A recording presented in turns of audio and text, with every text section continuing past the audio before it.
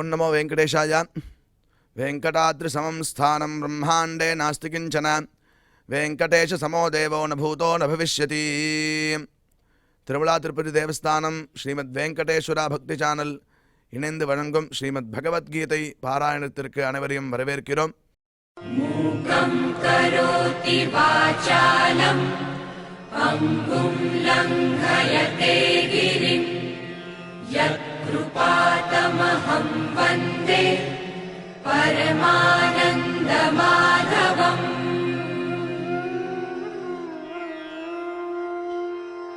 करारविन्देन पदारविन्दम् मुखारविन्दे विनिवेशयन्तम् वटस्य पत्रस्य पुटे शयानम् बालं मुकुन्दं मनसा स्मरामि.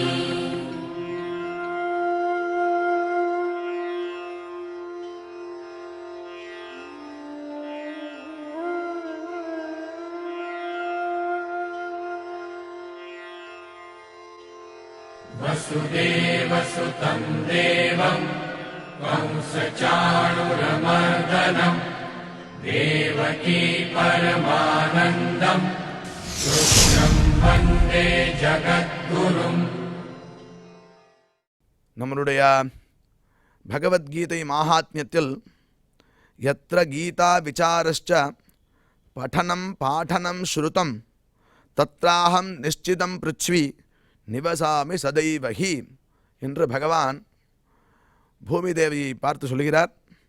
எத்திர கீதா விசாரா, எந்த இடத்தில் கீதையினுடைய விசாரம் நடக்கிறதோ, படனம் அதனுடைய பாடமானது நடக்கிறதோ, பாடனஞ்ச கற்பித்தல் நடக்கிறதோ, தத்ராஹம் நிஷ்சிதம் பிருத்வி நிவசாமி, தத்ர அந்த இடத்தில் அகம் நிவசாமி நான் நிச்சயமாக அதே இடத்தில் இருக்கிறேன், சதா ஏவகி அங்கேயே நித்தியமாக இருக்கிறேன் என்று பகவான் எந்த இடத்தில் பகவத்கீதையினுடைய விசாரம் படனம் பாடனம் நடக்கிறதோ, ஸ்ருதம் கேட்கப்படுகிறதோ அந்த இடத்தில் நான் இருக்கிறேன் என்று பகவான் பகவத்கீதை மகாத்மியத்தில் செல்ஃப் ஸ்டேட்மெண்ட்டாக அங்கே சொல்கிறார்.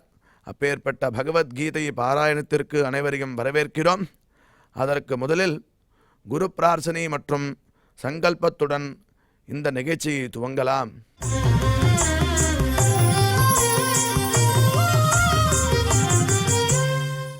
ஸ்ரீ குரு பிரார்த்தனா. குரு பிரம்மா குரு விஷ்ணுர் குருர் தேவோ மகேஸ்வரः गुरुः साक्षात् परं ब्रह्म तस्मै श्री गुरवे नमः.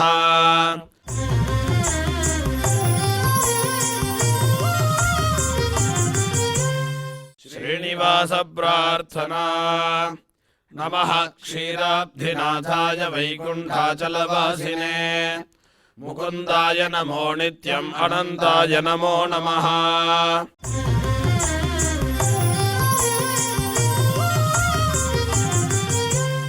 अथ श्रीमद्भगवद्गीता पारायण संकल्पः.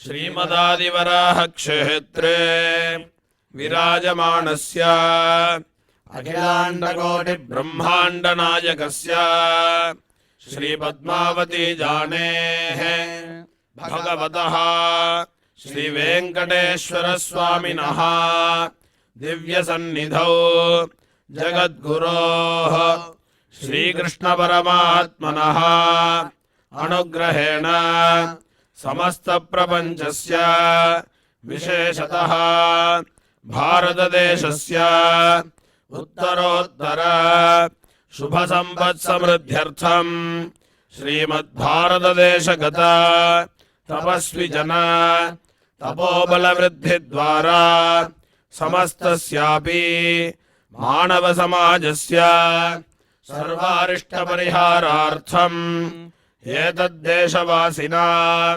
सर्वेषां सज्जनानां योगक्षेमार्थं राष्ट्रविरोधिनां निबर्हणद्वारा जनानां चित्तशान्ति चित्तस्थैर्य सन्तोषादि अभिवृद्ध्यर्थम् एतद्देशवासिना परस्परविद्वेष परस्परनिन्दा परस्परहिंसादीनां निवृत्त्यर्थम् परस्परसौमनस्य सिद्ध्यर्थम् समस्तपापक्षयार्थम् श्रीमन्नारायणप्रीत्यर्थम् श्रीपरमेश्वरप्रीत्यर्थम् श्रीमद्भगवद्गीतायाः अखण्डपारायणम् करिष्यामहे।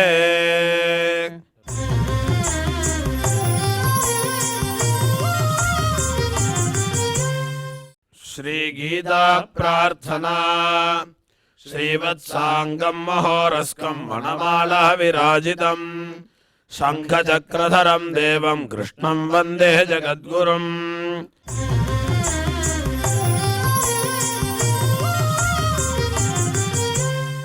पार्थाय प्रतिबोधितां भगवता नारायणेन स्वयं व्यासेन ग्रथितां पुराणमुनिना मध्ये महाभारतम् अद्वैतामृतवर्षिणीं भगवतीम् अष्टादशाध्यायिनीम् अम्ब त्वामनुसन्दधामि भगवद्गीते भवद्वेषिणीम्।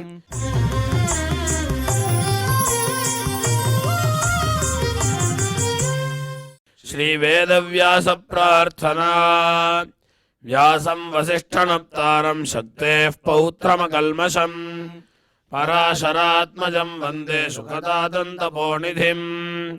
यत्र योगेश्वरः कृष्णो यत्र पार्थो धनुर्धरः तत्र श्रीर्विजयो भूतध्रुवाणि ध्रुवाणीतिर्मतिर्मम।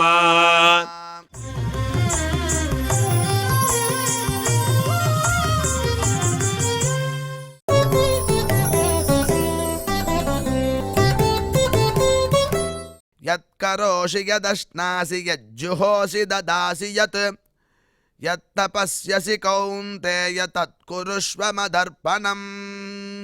இப்பொழுது திரு ஊபே அனந்த பத்மநாபாச்சாரியார் சுவாமிகள் இந்த ஸ்லோகங்களுக்கு அர்த்தங்களை நமக்கு விவரிப்பார். அதை கேட்டு மகிழ்வோம்.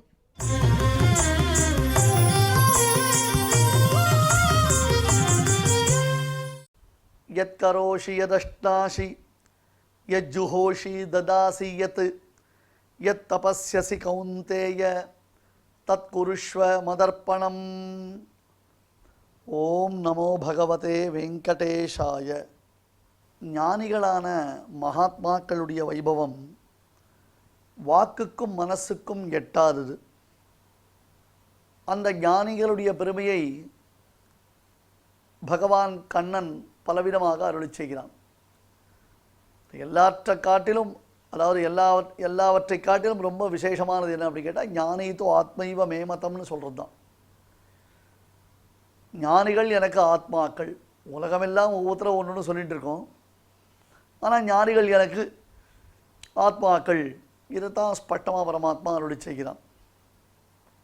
இப்பொழுது தேக யாத்திரைக்காக நாம் சில காரியங்களை பண்ணுறோம் இல்லையோ. அது தேக யாத்திரைன்னு அப்படி தான், தேகத்தை காப்பாற்றிக் கொள்வதற்காக நாம் பண்ணக்கூடிய சில காரியங்கள் இருக்கோ இல்லையோ. அந்த தேக யாத்திரையாக நாம் செய்யக்கூடிய காரியங்கள் கூட பரமாத்மா அர்ப்பணமாக செய்ய வேண்டும், பகவத் அர்ப்பணமாக செய்ய வேண்டும். அது எப்படின்றத ரொம்ப அழகாக புரிஞ்சுக்கணும். இப்போ நிறைய பேர் என்ன நினைச்சிட்டு இருக்கா, ஆன்மீகம் ஆஸ்திக்யம் அப்படின்னு கேட்டால் இதனால் தங்களுடைய லௌகிக வாழ்க்கை பாதிக்கப்படும் என்று நினைத்து கொண்டிருக்கிறார்கள். நிறைய பேருக்கு கடவுள் நம்பிக்கை இல்லாமல் இல்லை, கடவுள் நம்பிக்கை இருக்குது. ஆனால் அவர்கள் தங்களுடைய அந்த மெட்டீரியலிஸ்டிக் வேர்ல்டு அப்படி சொல்கிறோம் இல்லையா, லைஃப் அப்படின்றோம் இல்லையா, அந்த மாதிரி உலகியல் வாழ்க்கையை வாழும் பொழுது அந்த வாழ்க்கையை இது தடுத்து விடுமோ என்னும் ஒரு பயம்தான் பெரும்பாலும் 99.9% ஆஃப் த பீப்புள் கிட்ட இருக்கு. They are not the haters of the ஆஸ்திகம். ஆஸ்திகத்தை அவர்கள் வெறுப்பவர்கள் இல்லை. ஆனால் ஆஸ்திகத்தை அவர்கள் விரும்ப முடியாமல், அதன் வழி நடக்க முடியாமல் அவர்களாக தங்களுக்குள்ளே ஒரு வேலி போட்டு கொண்டிருக்கிறார்கள். இந்த ஸ்லோகத்தினால கிருஷ்ணன் என்ன சொல்ல வராம் அப்படின்னா, நீ ஜென்ரலாக உன்னுடைய ரொட்டீன்ஸ் என்ன பண்ணுறியோ, உன் காரியங்களை என்ன பண்ணுறியோ, அதை பண்ணும்பொழுது அப்பப்போ என்னை டச் பண்ணிக்கோ போகிறோம் அப்படின்ட்டான். இந்த கான்செப்டை புரிஞ்சுடுத்துனா ஈஸியாக எல்லாம் புரிஞ்சிடும். எத் கரோஷி எதஷ்டாசி எத் ஜுஹோஷி ததாசி யத் எத் தபஸ்யசி கௌந்தேய தத்குருஷ்வ மதர்ப்பணம். பணம் சம்பாதிப்பது முதலானவைகள் லௌகிக வியாபாரங்கள், போஜனம் முதலானவைகள் தேக வியாபாரங்கள். ரெண்டு வச்சுக்கோங்க. உடம்பு சக்தி இருக்கணும், சாப்பிட்டாதான் உடம்புல சக்தி வரும், சாப்பிட்டாதான் உடம்புல புஷ்டி வரும். அந்த உடம்புல சக்தி இருக்கணும், அந்த சக்தியை சம்பாதிக்கிறோம், நல்ல ஆகாரங்களை சாப்பிட்றோம். எப்போ பார்த்தாலும் விரதங்கள் இருப்பது ஆன்மீகம் இல்லை, எப்போ பார்த்தாலும் உபவாசம் இருப்பது ஆன்மீகம் இல்லை. நல்லா புரிஞ்சுக்கணும். நீங்கள் இந்த விரதம் உபவாசம் அப்படின்றது இருக்கு இல்லையா, இது ரொம்பவே கஷ்டமாக நம்ம ஆன்மீகத்தை சரியாக புரிஞ்சிக்காமல் நம்ம அவஸ்தைப்பட்டுருக்கோம். நம்ம எப்போ பார்த்தாலும் விரதம் இருக்கணும்னு எந்த சாஸ்திரமும் சொல்லலை. கரெக்டாக அந்தந்த சமயத்துக்கு தேவையான காரியங்களை பண்ணுன்றது. ஏகாதசி அன்னைக்கு உபவாசம் விரதம் இருக்கணும், பட்னி இருக்கணும்னு சொல்கிற அதே சாஸ்திரம்தான் துவாதசி அன்று, அதாவது ஏகாதசிக்கு மறுநாள் சரியான சமயத்தில் சரியான அளவு கட்டாயம் சாப்பிட்டே ஆக வேண்டும் என்பதையும் வலியுறுத்துகிறது. நமக்கு என்ன ப்ராப்ளம்னா அந்த உபவாச கான்செப்ட் மட்டும் நம்ம பார்த்துட்டோம், பட் அதுக்கப்புறம் சாப்பிட சொல்லக்கூடிய கான்செப்ட் நமக்கு கவனத்தில் வரல. ஆகையால் நாம் தவிக்கிறோம். யத்கரோஷி அப்படின்றான். இப்போ இந்த அத்தியாயத்தை பரமாத்மா முடிக்கும் பொழுது ஞானிகள் உகந்து ஏற்று நடத்தக்கூடிய பக்தி யோகத்தை குறித்து அதனுடைய பெருமைகளை அதனுடைய மகிமைகளை பரமாத்மா அருளி செய்ய போகிறான். அந்த பக்தி யோகத்தை செய்யும் பொழுது எல்லாம் பரமாத்மாவிற்கே என்னும் எண்ணத்துடன் நாம் செய்ய வேண்டும் அல்லவா? நாம் எதை செய்தாலும் அது பகவதர்ப்பணமாக செய்ய வேண்டும். இதை புரிந்து கொள்ளுங்கள். எதை செய்தாலும் பகவதர்ப்பணமாக செய்ய வேண்டும். பகவதோ பலேன பகவதோ வீரியேன பகவதஸ்தேஜசா பகவத கர்மனா என்று இதனுடைய வழிமுறைகள் காண்பிக்கப்படுகின்றன. எல்லாம் பெரியவர்களிடத்தில் போனால் தான் தெரியும். ஓவர் பை டிவி புரிஞ்சிக்க முடியாது. ஏன் இப்படி சொல்லிகிட்டே இருக்க? அப்படி தான் சொல்ல முடியும். டிவின்றது நமக்கு ஒரு இன்ட்ரெஸ்ட்டை கிரியேட் பண்ணுறதுக்கான ஒரு சாதனமே தவிர்த்து டிவின்றது நம்முடைய ஞானத்துக்கு சாதனம் இல்லை. டிவினால் நம்ம சில இன்ட்ரெஸ்ட்டை கிரியேட் பண்ணிக்கலாம். இந்த மாதிரி அபூர்வமான விஷயங்கள் இருக்குது, அபூர்வமான பல அர்த்த விசேஷங்கள் இருக்குது, இதெல்லாம் நாம் பெரியவர்களிடத்தில் போய் தெரிந்து கொள்ள வேண்டும் என்பதான ஒரு ஆர்வத்தை கிரியேட் பண்ணுறதுக்கு தான் டிவியை தவிர்த்து நான் டிவிலே உங்கள் உபன்யாசம் கேட்டுருக்கேன், நான் டிவிலே உங்கள் உபன்யாசம் கேட்டுருக்கேன்னா ஒன்றும் மண்டையில் ஏறாது. உண்மைதான், அது போராது. பகவத்கீதையினுடைய முழு அர்த்த விசேஷத்தையும் நாம் இதன் மூலமாக அறிந்து விட முடியாது. எல்லாத்துக்கும் ஒரு வழிமுறை இருக்குது, அந்த வழிமுறையின்படியாக நாம் நடக்கணும். அப்போ பக்தி யோகம் பண்ணும்போது நம்ம என்ன பண்ணணும்? எல்லாத்தையும் பகவதர்ப்பணம் பண்ணணும். இந்த ஆழ்வார் சாதிப்பார், உண்ணும் சோறு பருகு நீர் தின்னும் வெற்றிலை எல்லாம் கண்ணன். உண்ணும் சோறு கண்ணனுக்கு சமர்ப்பணை, தின்னும் வெற்றிலை கண்ணனுக்கு சமர்ப்பணை, பருகு நீர் எல்லாம் கண்ணனுக்கு சமர்ப்பணை. ஆனால் இது நமக்கும் ஆழ்வாருக்கும் இருக்கக்கூடிய வித்தியாசம். நாம் உண்ணும் சோற்றை பகவானுக்கு கண்டருள பண்ணிக்கிறோம், பருகு நீரை பகவானுக்கு நைவேத்தியம் பண்ணிக்கிறோம், தின்னும் வெற்றிலை பகவானுக்கு நாம் நைவேத்தியம் பண்ணுறோம். ஆனால் ஆழ்வாருக்கு உண்ணும் சோறும் கண்ணன் தான், பருகு நீரும் கண்ணன் தான், தின்னும் வெற்றிலையும் கண்ணன் தான். தாரக போஷக போக்கியம் என்று சொல்லுவார்கள். சாப்பிட்டாதான் உயிர் வாழ முடியும், சாப்பிட்டாதான் உயிர் வாழ முடியும்ன்றது கன்ஃபார்ம்டு. சில பேர் சாப்பிட்றதுக்காக உயிர் வாழ்வா, சில பேர் உயிர் வாழறதுக்காக சாப்பிடுவா. போஜனம்ன்றது எப்படி பண்ணணும், சாப்பாடுன்றது எப்படி சாப்பிடணும், இன்னும் சாப்பிடணும் போல் இருக்கே அப்படின்னாச்சே இலையிலேருந்து எழுந்துடணும், உட்காரக்கூடாது, சாப்பிடக்கூடாது. இதான் சாப்பிட்றதுக்கு லிமிட்டேஷன். ஆழ்வாரை பொறுத்தவரை உண்ணும் சோறும் கண்ணன் தான், பருகு நீரும் கண்ணன் தான், தின்னும் வெற்றிலையும் கண்ணன் தான், எல்லாவற்றையும் கண்ணன். தாரக போஷக போக்கியம், உயிர் வாழ்வதற்கு ஆதாரபூதமானது ஆகாரம். அப்புறம் நமக்கு தண்ணீர் ரொம்ப முக்கியம். இது நல்ல சாப்பாடு சாப்பிட்டா அது ஜீரணமாகிறதுக்கோசரம் வெத்தலை, அது போக்கியம். வெத்தலை போடலைன்னா ஒன்றும் தப்பு இல்லை, ஆனால் சாப்பாடு சாப்பிடணும், தண்ணீர் குடிக்கணும், அது ரெண்டும் கட்டாயம் வேணும். இது ரெண்டுமே கண்ணன் தான். அதுக்கப்புறம் வெற்றிலையும் கண்ணன் தான். அப்போ என்னன்னா, நாம் செய்யும் காரியங்களை கர்மாக்களை எப்படி பகவதர்ப்பணமாக செய்ய வேண்டும் என்பதை இந்த ஸ்லோகம் நமக்கு புரிய வைக்கிறது. இதை எப்படி பகவதர்ப்பணமாக பண்ணணுன்றதை இந்த ஸ்லோகமான நமக்கு புரிய வைக்கிறது. அர்ஜுனா, பணம் சம்பாதித்தல் முதலான லௌகிக வியாபாரங்கள், அதே மாதிரி தேகதாரணம், அதற்கு போஜனம் முதலானவைகள், சாப்பிடு முதலான வியாபாரம், அப்புறம் ஹோமம் தானம் தபஸ் முதலான வைதிக வியாபாரம். நல்லா புரிஞ்சுக்கோங்க. லௌகிக வியாபாரம், தேக வியாபாரம். வியாபாரம்னா பிஸ்னஸ் அர்த்தம் இல்லை. நாம் செய்யக்கூடிய காரியங்கள் லௌகிகமான காரியம், தேக யாத்திரைக்காக தேக தாரணத்திற்காக செய்யக்கூடிய காரியம், அதுவே போன்று வைதிகமான கர்மானுஷ்டானங்கள், இவை அனைத்தையும் பகவதர்ப்பணமாக செய்ய வேண்டும். எனவே தான் பெரியோர்கள் எந்த ஒரு காரியத்தை செய்தாலும் கடைசியில் நம்ம சர்வம் ஸ்ரீ கிருஷ்ணார்ப்பணமஸ்து, கிருஷ்ண கிருஷ்ண கிருஷ்ண கிருஷ்ண கிருஷ்ண கிருஷ்ண கிருஷ்ணா அப்படின்வான். சர்வம் ஸ்ரீ கிருஷ்ணார்ப்பணமஸ்து, இது எல்லாத்தையும் கிருஷ்ணார்ப்பணமாக பண்ணிடணும். இப்போ மூச்சு விடுறோம், கண்ணை சிமிட்டிகிட்டே இருக்கோம், கொட்டாவி விடுறோம், இரும்புகிறோம், தும்புகிறோம், இதெல்லாம் சுபாவ சித்தமான காரியங்கள். பசிக்கிறது, சாப்பிட்றோம். சில பேருக்கு சாம்பார் சாதம் பிடிக்கும், சில பேருக்கு ரசம் சாதம் பிடிக்கும், சில பேருக்கு தயிர் சாதம் பிடிக்கும், சில பேருக்கு ஸ்வீட்டு பிடிக்கும், சில பேருக்கு காரம் பிடிக்கும். எல்லாம் உண்டோ இல்லையோ?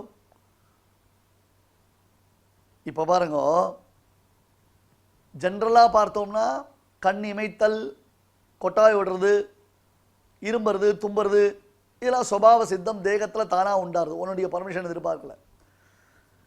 அதே போல் தேகத்தில் புஷ்டி வரணும், சரீர தாரணம் உனக்கு ஏற்படணுன்றதுக்காக நீ பண்ணக்கூடிய காரியம் என்னது? சாப்பிட்றது.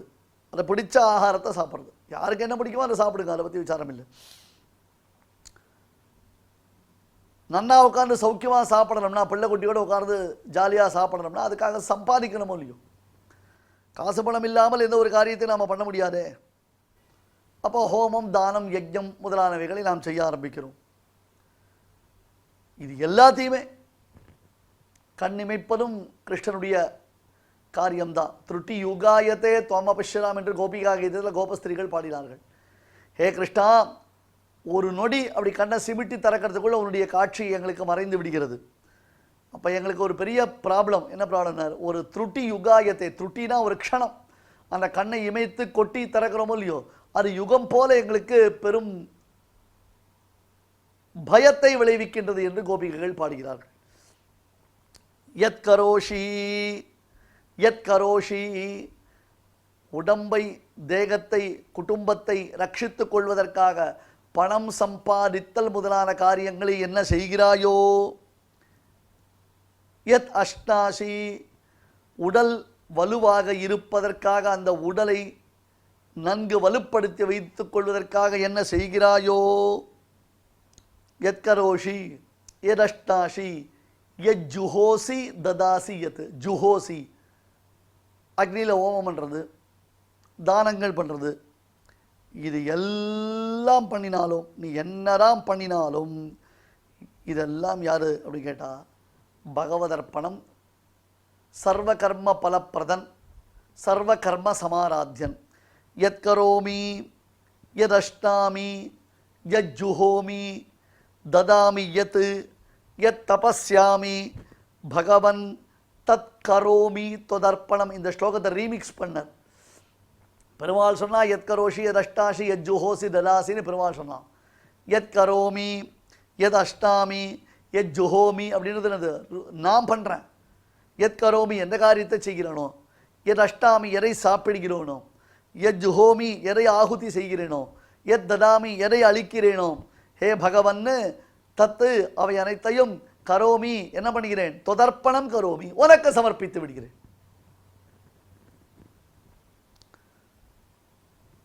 அல்டிமேட் என்ன சுவாமி? ஸ்ரீமத் அஹோபிரமணத்தில் 44வது பட்டம் ஸ்ரீமத் அழகேசிங்கர் எழுதியது. முக்கூர் ஸ்ரீமத் அழகேசிங்கர் என்று அவருக்கு திருநாமம். பெரிய மகான், உங்களுக்கே தெரியும். உலகத்திலேயே மிக உயர்ந்த கோபுரத்தை அரங்கனுக்கு அளித்த வள்ளல் பெருமகனார் அந்த சுவாமி. 98 வயசில் அந்த 250 அடி கோபுரத்து மேலே ஏறி இறங்குவார். அப்பேற்பட்ட மகாத்மா அந்த சுவாமி. அந்த சுவாமி வேடிக்கை அவர் கதை சாதிப்பார். ஒருத்தன் பூஜையே பண்ண மாட்டான். அவனுக்கு பூஜை புனஸ்காரம் பகவான் அதெல்லாம் பிடிக்காது. அவனுக்கு ஒரு காதலி இருந்தாள். அந்த காதலிக்கு கிருஷ்ணா என்பதாக பெயர். அந்த காதலிக்கு கிருஷ்ணா என்பதாக பெயர் வைத்திருந்தான். அவனுக்கு அந்த காதலிக்கு பூச்சூட்டுவது, அவளை அலங்கரிப்பது, அவளுக்கு பிடித்தவையெல்லாம் வாங்கி கொடுப்பது என்பது அவனுக்கு ரொம்ப பிடிக்கும். அவனுக்கு காதலியை இம்ப்ரெஸ் பண்ணுறதுக்கு என்ன வேணால் பண்ணுவான். ஒரு நாள் என்ன பண்ணா, அந்த காதலிக்காக ஒரு மரத்தில் பூத்திருந்த அழகான ஒரு பூவை பறிப்பதற்கு இவன் முயற்சித்தான். ரொம்ப வாசனை உடைய பூ. நல்லா ஃப்ராக்ரன்ஸாக இருக்கும், ரொம்ப அழகாக இருக்கும், ரசிக்கிறச்சே ஆனந்தமாக இருக்கும். ஆனால் அவனுடைய காதலியின் தலையில் சூட்டி அதை முகர்ந்தானேயானால் இவனுக்குள்ளே ஒரு கிளர்ச்சி உண்டாகும், அந்த காதலியை மகிழ்ச்சி அடைவாள் என்பது இவனுடைய எண்ணம். அதுக்காக அந்த பூவை பறிக்கிறதுக்கு ட்ரை பண்ணினான். அந்த மரத்தில் ஒரே அந்த கொஞ்சம் உச்சாணி கலையில் இருந்தது, ஒரே ஒரு பூ தான் இருந்தது. அது இவன் எவ்வளோ ட்ரை பண்ணாலும் என்ன ஆகிடுது அப்படி கேட்டால், அந்த பூ அவன் கைக்கு அகப்படலை, மரத்துலேருந்து கீழே விழுந்தது. அப்போ கீழே பூமி வெடிப்புன்னு சொல்லுவோம் இல்லையா, நீங்கள் பார்த்துருக்கீங்க இல்லையா, பூமி வெடிப்புன்னு இல்லையா, அந்த மாதிரி பூமி வெடிச்சிருந்தது. அந்த இடுக்கில் போய் இந்த பூ விழுந்துருது. இவன் கைவிட்டு எடுத்தாலும் அந்த பூ பிஞ்சு போயிடும், அது இனிமேல் யூஸ்லெஸ். அவன் ஆசைப்பட்டபடி அவனுடைய தன காதலிக்கு அதை அவனால் சமர்ப்பிக்க முடியாது. அவனுக்கு ரொம்ப வருத்தமாக போயிடுது. பின்ன காதலிக்காக ஒரு பியூட்டிஃபுல்லான ஒரு ஃப்ளவரை கரெக்ட் பண்ணி வச்சுருந்தா அந்த பூ இப்படி தரையில் விழுந்துருத்தேன்னு நினச்சிட்டு அதெல்லாம் ஆட்டம். அப்படி கொஞ்ச நாள் ஆச்சு, அவனுக்கு உசுறு போச்சு. யமதூதர்கள் வந்து அவனை அழைச்சிட்டு போனான். அழைச்சிட்டு போய் அவனை யமலோகத்தில் சப்மிட் பண்ணான். அவனை சப்மிட் பண்ண உடனே சித்திரகுப்தன் பார்த்தா, ஆஹா இவன் யமலோகத்துக்கு வர வேண்டியவன் இல்லை, இவன் சொர்க்கலோகத்துக்கு போகக்கூடியவன் அப்படின்ட்டு. சுவாமி இவன் காதலிச்சது தப்பு இல்லை, ஆனாலும் இவனுக்கு நாஸ்திகனாக இருந்திருக்கான். அடுத்தது இவன் பெண் பித்தில் நிறைய காரியங்கள் பண்ணியிருக்கான். இவன் மனசறிந்த ஒரு நல்ல காரியம் எதுவுமே பண்ணதே கிடையாது. அப்படி இருக்கச்சே இவனுக்கு நரக பிராப்தி தானே, இவனுக்கு எப்படி சொர்க்க பிராப்தி வரும், சொர்க்கம் இவனுக்கு எப்படி கிடைக்கும்னு அந்த யமகிங்கர்களுக்கெல்லாம் பெரிய சந்தேகம் வந்தது. இவனையே கேட்டுட்டா, சித்திரகுப்தனை பார்த்து கேட்டா, என்ன சார் இவன் போய் நல்லவனா, இவனா சொர்க்கம் போகிறதுக்கு ஒர்த்தா, இவனை போய் சொர்க்கத்துக்கு அனுப்பணும்னு ஆசைப்படுறீங்களே, தப்பு இல்லையா? இல்லை, என்ன பிரச்சனைன்னு. இவன் பாரு, ஒரு நாள் நல்ல வாசனையான புஷ்பத்தை எடுத்து கிருஷ்ணனுக்கு அர்ப்பணம் பண்ணினான், கிருஷ்ணனை பூஜித்தான், அதனால் இவனுக்கு சொர்க்கம்னு. அவனுக்கே ஆச்சரியம், நாம் ஒரு நாள் பூஜை பண்ணது இல்லையே, நம்ம வீட்டில் என்ன பெருமாள் இருக்காரு கூட நமக்கு தெரியாது, நம்ம போய் சித்திரகுப்தன் தப்பாக சொல்கிறான்னு நினச்சேன். இல்லை சித்திரகுப்தா, நாம் ஒரு நாள் கூட பூஜை பண்ணதில்லை, நீ வாய பண்ணிட்டு கண்ணு, உனக்கு தெரியாது, நீ பூஜை பண்ண, உனக்கு இந்த விஷயம் தெரியாது, எனக்கு தெரியும் நான் சித்திரகுப்தன். இவனுக்கு ஒரே ஆச்சரியம். அடுத்தது இவன் சொர்க்கத்துக்கு போனோம், இருந்தாலும் கியூரியாசிட்டி அவனுக்கு. நரகத்தில் இவன் இருக்கிறதுக்கு சரிப்பட்டு வரமாட்டான்னு சித்திரகுப்தன் சொன்னானோ இல்லையோ, இவன் நரகத்தில் இருக்கிறதுக்கு சரிப்பட்டு வரமாட்டான் அப்படின்னாலும் இல்லையோ, இவனுக்கு கியூரியாசிட்டி, நான் ஏண்டா நரகத்துக்கு சரிப்பட்டு வரமாட்டேன் அப்படின்னு தெரிஞ்சுக்கணும்னு ஆசை அவனுக்கு. பண்ணின பாபங்கள் நிறைய இருக்குன்னு இவனுக்கே தெரியும். கடைசியில் இப்போ நீ நரகம் இல்லை சொர்க்கம் தான் உனக்குன்னு சொல்லிட்டா, இது என்ன மேஜிக்னு புரியல அவனுக்கு, எப்படி சம்பாவினம், எப்படி பாசிபிலிட்டிஸ்னு தெரியல அவனுக்கு. ஆகையால் சித்திரகுப்தனை கேட்டான். அவன் சொன்னான், நீ ஒரு நாள் பூ பறித்தாய் அல்லவா? ஆமாம். அந்த பூ மரக்களிலிருந்து நழுவி பூமி வெடிப்பில் நடுவே விழுந்தது இல்லையா? ஆமாம். அப்போ நீ என்ன பண்ண? நான் என்ன பண்ணேன், என் காதலிக்காக பூன்னு பறித்தேன், கடைசியில் அவளுக்கு கிடைக்காமல் போயிடுத்தேன்னு ரொம்ப வருத்தத்தோடு போயிட்டான். இல்லைப்பா, நீ அப்போ ஒன்று சொன்ன ஞாபகம் இருக்கா? ஞாபகம் இல்லை சுவாமி, பட் நாங்கள் ரெக்கார்ட் பண்ணி வச்சுருக்கோம், அதாவது உங்களுக்கு புரிகிற மாதிரி சொல்கிறேன். சிக்னலை தாண்டி நாம் பாட்டுக்கு ஏதோ ஒரு யோசனையில் வண்டி ஓட்டின்னு போயிருப்போம். நாம் சிக்னல் போட்டிருக்கான், நாம் தப்பாக வண்டி ஓட்டின்னு இருக்கோம் அப்படின்றது நம்ம மனசில் தோணவே தோணாது, நம்ம தாண்டி போயிடுவோம். அதுக்கப்புறம் ஆற்றுக்கு வந்தால் அங்கேருந்து டிராஃபிக் போலீஸ் கிட்டேருந்து நமக்கு ஃபைன் கட்ட சொல்லி நோட்டீஸ் வரும். அப்போ தான் நாம் ரியலைஸ் பண்ணுவோம், நாம் என்ன பண்ணோம், ஓ முந்தா நேற்று நாம் அப்படி ஃபோன் பேசிட்டு ஏதோ நினச்சிட்டு அந்த போனோம் இல்லையா, அப்போ சிக்னலை கிராஸ் பண்ணிட்ட போல் இருக்குது. இவன் அறியாமல், இவனுக்கு தெரியல, யோசிச்சு கூட பார்க்குறான், அவனுக்கு புரியவே இல்லை. அதுக்கு இப்போ ஃபைன் வந்துடுது, சிக்னல் நீ ராங்காக கிராஸ் பண்ணி போனேன்னு. அந்த மாதிரி நான் என்ன பண்ணேன் ஞாபகம் இல்லை சுவாமி, என்ன சொல்லுங்களேன்னா, அந்த பூக்கீழே விழுந்தது, நீ அவளுக்காகத்தான் பறித்தாய், காதலிக்காகத்தான் பறித்தாய், ஆனால் அப்பொழுது சரி போ எனக்கு கிடைக்கலையா, கிருஷ்ணார்ப்பணம் அப்படின்ட்டு போயிட்ட நீ. இவன் கிருஷ்ணார்ப்பணம் சொன்னது யார்? தன் காதலியினுடைய பேர். ஆனால் அந்த கிருஷ்ணான்றதான சப்தம் யாருக்கு ஏற்படும்? எம்பெருமானுக்குத்தான். இவன் கிருஷ்ணார்ப்பணம் போ, என் காதலிக்கு இன்றைக்கி பூ கொடுத்தது தான் அப்படின்னா அவன் என்ன அர்த்தம்? பூ கொடுக்கல, என் காதலிக்கு இன்றைக்கி பூ கொடுத்தது தான், நான் கடைசியில் பூ கொடுக்கல. ஆனால் இங்கே என்னாச்சு, கிருஷ்ணன் என்பதான பெருமாளுக்கு இவன் அர்ப்பித்ததாக அந்த சித்திரகுப்தன் கணக்கில் எழுதி வச்சான். அப்போ கிருஷ்ணார்ப்பணம்ன்றது எம்பெருமானுக்கு சமர்ப்பிக்கப்பட்டது. ஆகையால் உனக்கு நரகம் கிடையாது. எனவே நீ நரகத்தை அனுபவிப்பதற்கு சரிப்பட்டு வர மாட்டாய். அந்த விஷயத்துக்கு நீ சரிப்பட்டு வர மாட்டாய். என்ன, அந்த விஷயத்துக்கு நீ சரிப்பட்டு வர மாட்ட என்று அவனை பார்த்து சொன்னார்கள். அப்படின்னு முக்கூர் சிவன் அழகேசிங்கர் அற்புதமாக ஒரு கதை சாதிப்பார். எதுக்குன்னா, நாம் பூஜை பண்ணணும், புனஸ்காரம் பண்ணணுன்றதான எந்த லட்சியமும் இல்லாமல், எதையுமே நினச்சி பார்க்காமல் நாம் என்ன பண்ணிட்டோம், அதெல்லாம் ஒமிட் பண்ணிட்டோம். அந்த பையன் என்ன பண்ணான், தன் காதலியை நினச்சிட்டு பூவை பறித்தான். ஆனால் சொல்லச்சே கடைசியில் என்ன பண்ணிட்டான், கிருஷ்ணார்ப்பணம்னா. ஒன்றுமே இல்லாமல் பண்ணதுக்கே கிருஷ்ணார்ப்பணம்னு சொன்னதுக்கே அவனுக்கு சொர்க்க பிராப்தின்னு சொன்னான். எல்லாவற்றையும் எம்பெருமான் சொன்னபடி, கிருஷ்ணன் சொன்னபடி, வாசுதேவன் சொன்னபடி நாம் அவனுக்கு அர்ப்பணை செய்தால் அது எவ்வளோ மென்மையானது. பசங்களுக்கு சொல்லி கொடுங்க சுவாமி. நான் பல தடவை உங்கள் எல்லாரையும் பிரார்த்திச்சிருக்கேன், ரெக்வஸ்ட் பண்ணிக்கிறேன், திருப்பி சொல்கிறேன். அவசர அவசரமாக கிளாஸுக்கு போகணும், காத்தில் 7 மணிக்கெலாம் அதுங்க சீக்கிரம் கிளாஸுக்கு போகணும், 3 மணிக்கு கிளாஸ் போகணும், கராத்தே கிளாஸ் போகணும், டான்ஸ் கிளாஸ் போகணும், டென்னிஸ் கிளாஸ் போகணும், கிரிக்கெட் கோச்சிங் போகணும், ஹிந்தி கிளாஸ் போகணும், ஃப்ரெஞ்சு கிளாஸ் போகணும், அப்படின்றது நிறைய இருக்குது. ஆனால் காலத்தில் தூங்கி எழுந்து குளித்த உடனே சுவாமி சன்னதிக்கு போய் அந்த குழந்தை ஒரு 5 நிமிஷமாவது சுவாமிகளை நமஸ்காரம் பண்ணணும், பெருமாளை சேவிக்கணும். ஒரு 5 நிமிஷமாவது பெருமாளை சேவிக்கணும். ஒன்று. ரெண்டாவது என்ன அப்படி கேட்டால், பகவானுக்கு நிவேதனம் பண்ணின பதார்த்தங்களைத்தான் நாம் நம்முடைய பிள்ளைகளுக்கு கொடுக்கிறோம் என்பதை உறுதிப்படுத்தி கொள்ள வேண்டும். அதை அந்த பிள்ளைகளுக்கும் புரிய வைக்கணும். நாம் எதை சாப்பிட்டாலும், நாம் என்ன காரியம் பண்ணாலும், இது பகவதர்ப்பணம், இது எம்பெருமானுக்குத்தான் என்று அந்த குழந்தைக்கு புரிய வைக்கணும். இப்போல்லாம் ஈஸியாக போயிடுத்து. அந்த சமையல் கட்டில் சமையல் பண்ணிகிட்டே இருக்கும்பொழுது அதை அப்படியே கரண்டியோடு எடுத்து உறிஞ்சி பார்த்து அதில் உப்பு இருக்கா, புளி இருக்கா, பருப்பு இருக்கான்ற மாதிரி அவெல்லாம் டேஸ்ட் பண்ண ஆரம்பிச்சிட்டான். அதை மறுபடியும் பாத்திரத்தில் போட்டு கலக்கிறான். ஐயோ, அதெல்லாம் பார்க்கும்பொழுது கலாச்சாரத்தினுடைய ஒட்டுமொத்தமான சீர்கேட்டின் விளிம்பில் நாம் எப்படி இருக்கோன்றது நல்லா புரியுது. அது அவ்வளோ பெரிய அது அதாவது என்ன சொல்கிறது, சனாதன தர்மத்திற்கு இது மிகப்பெரும் ஆபத்தை விளைவிக்கிறது. இது போல் அட்வர்டைஸ்மெண்ட் விளம்பரங்கள்லாம் நம்முடைய மக்களை மனசை ரொம்ப ஈஸியாக அட்ராக்ட் பண்ணுறது. இப்படி சமையல் பண்ணும்பொழுது அதை எடுத்து சாப்பிட்டுட்டே இருந்தால் பகவானுக்கு எப்படி நிவேதனம் பண்ண முடியும்? புரியுதா?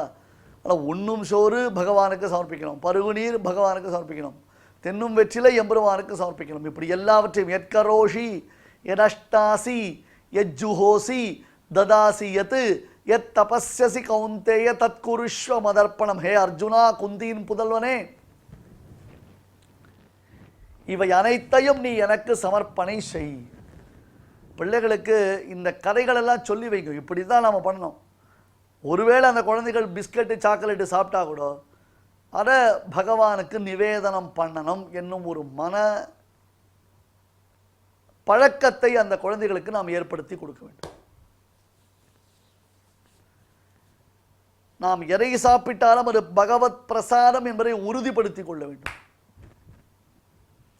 ஆகையால் தான் மறுபடி நான் சொல்கிறேன், வெளியில் கல்யாணங்கள் போகிறோம், இல்லை கடைகளில் போய் பார்க்குறோம், அதெல்லாம் பார்த்தா ரொம்ப ஆசையாக இருக்குது, சாப்பிடம் போல தோன்றுறது, சும்மா ஒரு டேஸ்ட் அப்படின்றதுக்கோசரம் நாக்கு ருச்சிக்கு அடிமையாகி விடக்கூடாது, விவேகத்தை இழந்து விடக்கூடாது, நாவின் சுவைக்கு நாம் அடிமையாகி விடக்கூடாது. எப்போ அது பகவன் நிவேதனாருகமான பதார்த்தம் இல்லையோ, பெருமாளுக்கு கண்டரோல பண்ணலையோ. ஏன்னா இன்னொன்று பாருங்க, நம்ம ஹிந்து தர்மமே வச்சுக்கோங்க, உலகமுண்ட பெருவாயன் பெருமாள், அவனுக்கு நாம் சமர்ப்பிக்க ஆரம்பித்தா அவன் சாப்பிட ஆரம்பித்தா சாப்பிட்டுட்டே இருப்பான், ஸ்டாப்பே பண்ண முடியாது, சாப்பிட்டுட்டே இருப்பான். அதுக்காக நாம் என்ன, பெருமாளுக்கு கண்டருள பண்ணிக்கிறோம், அவன் கண்ணில் காண்பிக்கிறோம் சுவாமி. அது ஒரு பெரிய கஷ்டம், அதுவும் ஒரு பெரிய கஷ்டம். நம்ம 2-3 பேர் ஃப்ரெண்டு அங்கே போகிறோம், ஒரு டைனிங் டேபிளில் தட்டில் ஜிலேபி வச்சுருக்கா, 10 ஜிலேபி வச்சுருக்கா, ஆளுக்கு ஒரு ஜிலேபி எடுத்து சாப்பிட்றோம், ரொம்ப டேஸ்ட்டாக இருக்குது. அப்போ எனக்கு ரொம்ப என்ன சொல்கிறது, ஒரு மாதிரி ஒரு சென்சேஷனாக இருக்குது, அது சாப்பிடணும் போல் இருக்குன்னு தோணுது. உடனே கடை 4-5 ஜிலேபி எடுத்து நான் சாப்பிட்டேன். அங்கே இருக்கிற ஃப்ரெண்ட்ஸு கோவிச்சுக்கிறேன் என்னை பார்த்து, நான் உனக்கு மட்டும் ஜிலேபியா, எங்களுக்குலாம் கிடையாதா? இல்லைப்பா ரொம்ப டேஸ்ட்டாக இருந்தது. ஏன்ப்பா டேஸ்ட்டு தான், எங்களுக்கு தான் அது சாப்பிடணும் போல் ஆசை இருக்குது, நீ மட்டும் சாப்பிட்றியேன்னு. அப்போ ஒரு பதார்த்தத்தை 2 பேர் சாப்பிட்டோம், 3 பேர் சாப்பிட்டோன்னு அர்த்தம், அந்த பதார்த்தம் குறைந்து விடுகிறது. வேற பெருமாளுக்கு நாம் கண்ட்ரோல் பண்ணினோம்னா, பெருமாள் திருவாராதனம் பண்ணி பெருமாளுக்கு அதை நைவேத்தியம் பண்ணினோம்னு சொன்னால், நிவேதனம் பண்ணினோம்னா அது பிரசாரமாக மாறுகிறது. வெறும் சாரமாக இருந்தது பிரசாரமாக மாறுகிறது. அதை சாப்பிட்டோன்னா மனசில் நல்ல எண்ணம் உண்டாகும், நல்ல சிந்தனைகள் உண்டாகும், நல்ல அபிப்பிராயங்கள் உண்டாகும், நல்ல காரியத்தை செய்ய வேண்டும் என்னும் ஆசை உண்டாகும். சாத்வீக பரிசீலனை என்பதாக மனசில் ஒரு சாத்வீக சிந்தனை என்பது நிற்கும். அதை பண்ணணும், அதை பண்ண கற்றுக்கணும். எத் கரோஷி எதஷ்டாசி என்னும் ஸ்லோகத்தினுடைய திரண்ட பொருள் என்ன? தன் காதலிக்காக பறித்த புஷ்பத்தை கிருஷ்ணார்ப்பணம்னு சொன்னதுக்கே அவனுக்கு சொர்க்க பிராப்தி ஏற்பட்டதுன்னா எல்லாவற்றையும் பகவதர்ப்பணம் செய்தோம் எனால் பின்ன யார் உனக்கு கொடுக்குறா? யாரால் கிடைச்சது உனக்கு? யார் கொடுத்தா உனக்கு வரும்? எம்பெருமானுடைய திருவுள்ளம் தானே, அவனுடைய அனுகிரகம் தானே, அவன் கொடுக்கறது தானே. அவன் கொடுக்கலன்னா உனக்கு ஏது? எங்கேருந்து கிடைக்கும்? எப்படி கிடைக்கும்? அர்ஜுனா, ஞானிகளை பார்த்து கற்றுக்கோ. ஒரு பழம் வாங்குகிற கடையில் இப்பயும் பார்க்கலாம், சில பேர் பார்க்கலாம், திராட்சை பழம், கோவிலுக்கு திராட்சை பழம் வாங்கிட்டு போகணும்னு போவார். வண்டியில் பன்னீர் திராட்சை விற்றுன்னு இருக்கான். இந்த பன்னீர் திராட்சை 1 கிலோ எவ்வளவுன்னு கேட்குறார். அவன் 1 கிலோ 60 ரூபான்னு சொல்கிறான் பன்னீர் திராட்சையை. என்னப்பா இவ்வளோ விலை சொல்கிறேன்னு. இருக்கட்டும், இல்லை சார் பாருங்கள், கல்கண்டு மாதிரி தித்திக்கும் இந்த பன்னீர் திராட்சை, தேன் மாதிரி தித்திக்கும் அப்படின்னு ஒன்று. அப்படியா? எங்கே அப்படின்னா, அந்த திராட்சை கொத்து ஒன்று எடுக்கிறான், அதில் ஒரு திராட்சை எடுத்து வாயில் போட்டு கடிச்சு பார்க்குறாரு. ரொம்ப டேஸ்ட்டாக இருக்குது, ருச்சியாக இருக்குது. உண்மையிலே கடைக்காரன் சொன்னது சரிதான், நன்னா இருக்கு. வாங்குற நாம அந்த திராட்சையினுடைய மாதுரியத்தில் ஈடுபட்டு, ஓகே, எந்த கொத்துலேருந்து நான் திராட்சையை டேஸ்ட் பண்ணி பார்த்தனோ அதை எடுத்து தராசில் நிறுத்தி எனக்கு பொட்டலம் கட்டி கொடு. என்ன பண்ண போகிறேன்? அதை கொண்டு போய் பகவானுக்கு கோவிலில் நிவேதனம் பண்ண போகிறேன். எதை? இவன் சாப்பிட்டு பார்த்து மீந்ததை, மிகுதியானதை, மிச்சத்தை. இப்படியா பண்ணுவா? இப்படி தான் பண்ணுறோம் இன்னைக்கு. பகவதர்ப்பணம் பண்ண வேண்டிய பதார்த்தம் எவ்வளவு சுத்தமாக இருக்கணும். அவனுக்கு அர்ப்பணை செய்து விட்டு யார் சாப்பிட போகிறோம்? நாம தான் சாப்பிட போகிறோம். அவன் சாப்பிட ஆரம்பிச்சானா உலகம் உண்ட பெருவாயனுக்கு, அவன் சாப்பிட ஆரம்பிச்சானா உலகத்தில் ஒன்றுமே மிஞ்சாது. ஒரு அர்ப்பணை பண்ணுப்பா, வேற ஒன்றும் பண்ண சொல்லலை. ஜஸ்ட் ஒரு சமர்ப்பணை என்பதை செய்துவிடு. எத்கரோஷி எதஷ்டாசி எஜ்ஜுஹோசி எஜ்ஜுஹோஷி ததாசி யத் யத் தபஸ்யசி கௌந்தேய தத் குருஷ்வ மதர்ப்பணம். ஸ்ரீமதே பகவதே பாஷ்யகாராய நமஹ. இப்பொழுது அடியேன் சொல்கிறத எல்லாரும் திருப்பி சொல்லுங்க. யத்கரோஷி யதஸ்நாசி यत्करोषि यदश्नासि யஜ்ஜுஹோஷி ததாசி யத் यज्जुहोषि ददासि यत् தபஸ்யசி கௌந்தேய यत्तपस्यसि कौन्तेय குருஷ்வ மதர்ப்பணம். तत्कुरुष्व मदर्पणम्. இப்பொழுது இந்த ஸ்லோகங்களை நாம் அனைவரும் பாராயணம் செய்வோம். यत्करोषि यदश्नासि यज्जुहोषि ददासि यत् यत्तपस्यसि कौन्तेय तत्कुरुष्व मदर्पणम्. நம்மளுடைய சனாதன தர்மத்தில் தெய்வத்தை ஆராதிக்கும் வழிகளில் முதன்மையானது பகவன் நாம சங்கீர்த்தனம். நம்மளுடைய சனாதன ஹிந்து தர்ம நூல்களில் காலக்ஷேபோ ந கர்த்தவ்யா க்ஷீணமாயு க்ஷணே க்ஷணே யமஸ்ய கருணா நாஸ்தி கர்த்தவ்யம் ஹரிகீர்த்தனம் என்று சொல்லப்பட்டுள்ளது. டயத்தை வேஸ்டே பண்ணக்கூடாதான். காலக்ஷேபா நகர்த்தவ்யா க்ஷீணமாயு, ஆயுஷானது போயிட்டே இருக்கு. யமஸ்ய கருணா நாஸ்தி, யமதர்மராஜனுக்கு கருணையே இருக்காதான், டைம் ஆகிடுதுன்னு வந்து தூக்கின்னு போயிடுவான். அதனால் கர்த்தவ்யம் ஹரிகீர்த்தனம், கர்த்தவ்யம்னு போட்டிருக்கு. மஸ்ட்டு கீர்த்தனமானது மஸ்ட்டு செய்யணும்னு அர்த்தம், கண்டிப்பாக செய்யணும், ஹரிகீர்த்தனம் செய்யணும். அதனால் பலவிதமான லாபங்கள் இருக்குது அப்படின்னு காட்டி கொடுக்கறது சாஸ்திரம். அப்பேற்பட்ட நாம சங்கீர்த்தனத்தை நாம் கேட்டு மகிழலாம். சஞ்சரதர சுதா மதுர த்வனி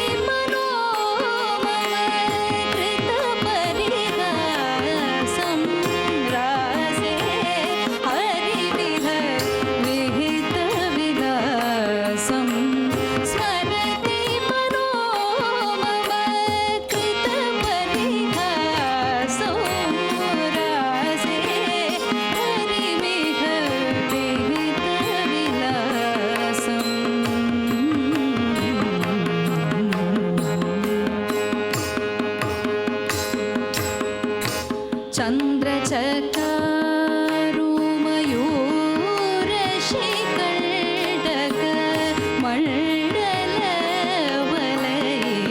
मण्डलवलयितवेषम्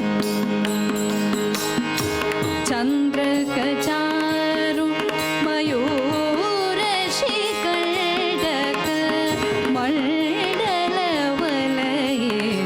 मण्डलवलयितकेशम् प्रचुरपुरन्दर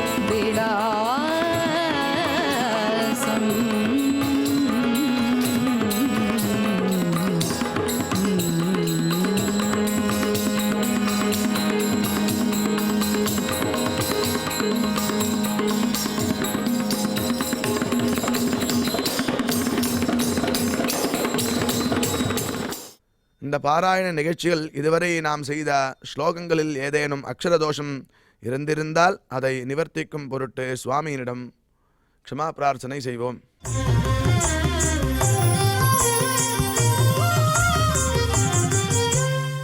अथ क्षमा प्रार्थना यदक्षरपदभ्रष्टं मात्राहीनं च यद्भवेत् तत्सर्वं क्षम्यतां देव नारायण नमोऽस्तु ते.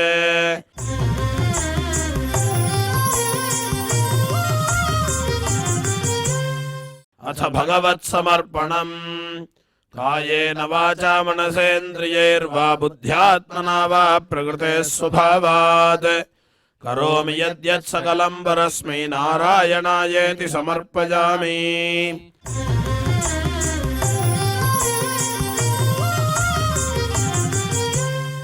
अथ लोकक्षेम प्रार्थना सर्वे भवन्तु सुखिनः सर्वे सन्तु निरामयाः सर्वे भद्राणि पश्यन्तु मा कश्चित् दुःखभाग् भवेत्. சுவாமியினுடைய பரிபூர்ண அருள் கிடைக்க வேண்டி மங்களாசாசனத்துடன் இன்றைய நிகழ்ச்சி நிறைவு பெறுகிறது. நாளை மீண்டும் இதே நிகழ்ச்சியில் சந்திக்கலாம். ஓம் நமோ வெங்கடேஷாய.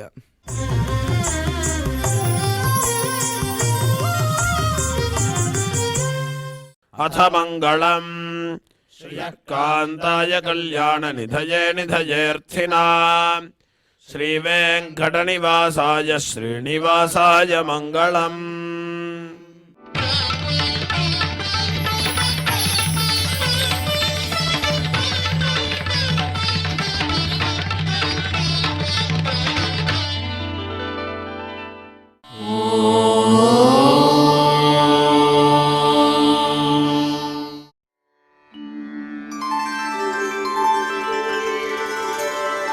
विना व्यङ्कटेशं ननाथो ननाथः सदा व्यङ्कटेशं स्मरामि स्मरामि.